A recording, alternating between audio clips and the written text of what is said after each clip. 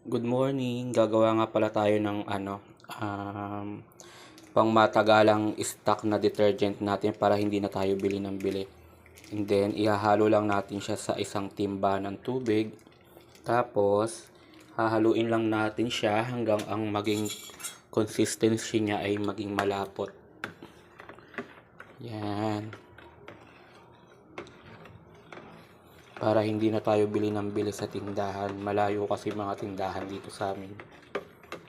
Habang hinahalo natin siya, hintayin lang natin siya maging malapot. Pagkatapos niya, pag malapot na siya, tanggalin natin yung bula sa ibabaw ng detergent natin.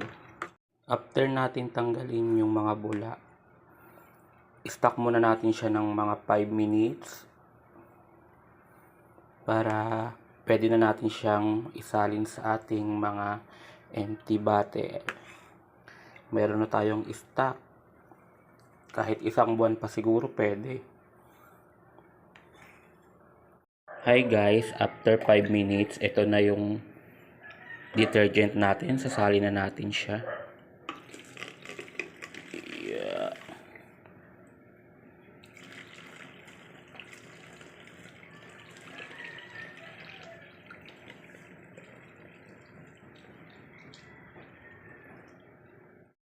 Guys, ito na siya after all. Naka-anim na bote tayo. Siguro aabutin to ng mga isang buwan sa akin.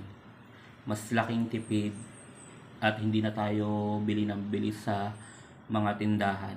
Yun lang guys. Salamat sa panonood.